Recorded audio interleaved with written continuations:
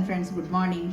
ఈరోజు మనం ఏ పనులు చేసినా కూడా ఆ పనులని, ఆ కార్యక్రమాలని ఎవరికి అర్పిస్తే అది మనకి విజయవంతం అవుతుంది అనే విషయం మనం తెలుసుకుందాం.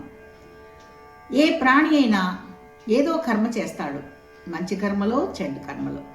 ఆ మంచి కర్మలు చేస్తే కీర్తి ప్రతిష్టలు వస్తాయి, స్వర్గ సుఖాలు అనుభవించవచ్చు, పుణ్యాలు ఫలితం వస్తుంది.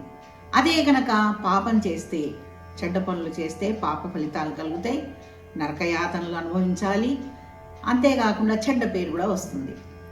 ఇలా జీవితాంతం పాప పుణ్యాలు చేస్తూ స్వర్గ సుఖాలు అనుభవిస్తూ మళ్ళా జీవితంలో జన్మలెత్తుతూ మళ్ళా సంసార చక్రంలో తిరిగి నలిగిపోతూ ఏమిటిది ఇట్లానే ఉండిపోవాలా జీవితం, లేదా ఏదో మోక్షానికి మనం ప్రయత్నించచ్చా, మోక్ష ఫలితం ఎలా వస్తుంది అనేది కృష్ణుడు అర్జునుడికి చెప్పాట. ఏమని చెప్పాడు?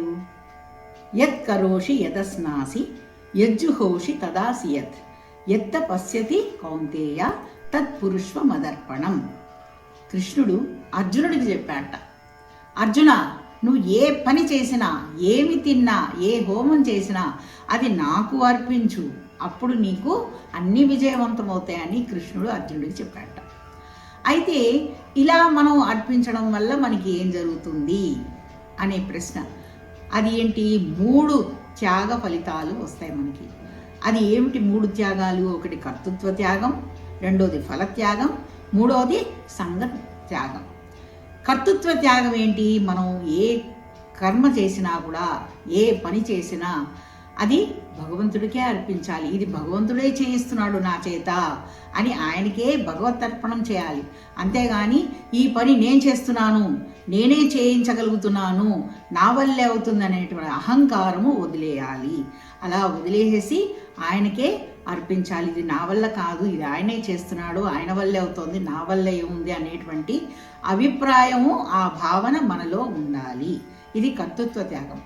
ఫలత్యాగం అనుకోండి, ఇప్పుడు ఏదైనా ఓహో ఆ పని చేస్తే నాకు ఈ ఫలితం వస్తుంది, నేను ఇవన్నీ చేశానంటే ఎవరికన్నా కొంచెం అన్నదానం చేసినా, ఎవరికన్నా వస్త్రదానం చేసినా దీనివల్ల నాకు ఈ ఫలితం వస్తుంది కనుక నేను ఈ పని చేస్తున్నాను అనేటువంటి ఆ భావనను మనలో ఉండకూడదు.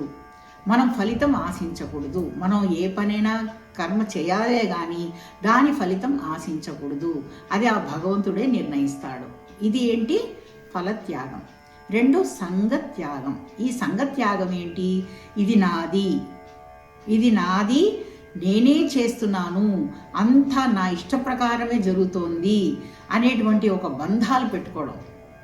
అంటే ఈ వీళ్ళందరూ నా వాళ్ళు, వీళ్ళు నా మాటే వినాలి, నేను చెప్పినదే చేయాలి, నేను చెప్పిన దానికి వాళ్ళు ఎదురు చెప్పకూడదు అనేటువంటి అభిప్రాయం అనేది వదిలేయాలి.